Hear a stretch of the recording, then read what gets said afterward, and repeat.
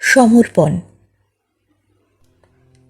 আত্মার গভীরে পৌঁছতে হলে আগে নিজেকেই নিজের অন্তরাল থেকে ডেকে আনতে হয়। নিজেকে ভেঙে গলিয়ে স্বচ্ছ করতে হয় সেই আলোর জন্য, যার আভায় সমস্ত অস্তিত্ব ধীরে ধীরে সুরে মিশে যায়। একদিন হঠাৎ অনুভব করলাম,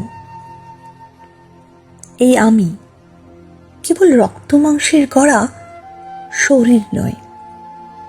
এই দেহ কেবল এক মন্দির, আর তার অন্তঃস্থলে বসে আছে এক অনন্ত মন,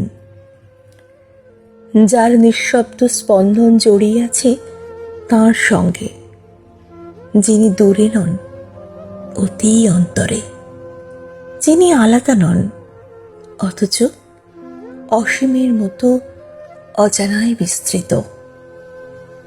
সেই মুহূর্তে মনে হলো আমি আর আত্মা দুটি স্রোত একই সমুদ্রে মিশে গেছি। সেই ছিল আমার মাহেন্দ্রক্ষণ। বিচ্ছেদের মধ্যেও এক অখণ্ড মিলনের অনুভব।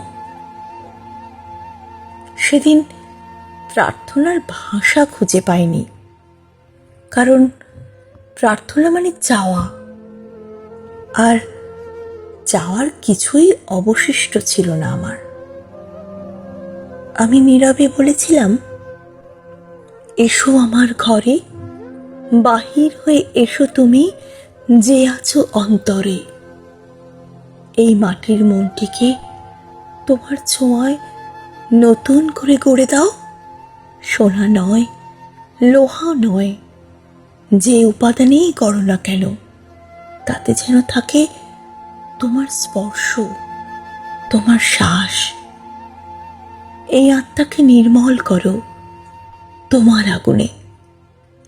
আমি সমর্পিত, সম্পূর্ণ, সত্য।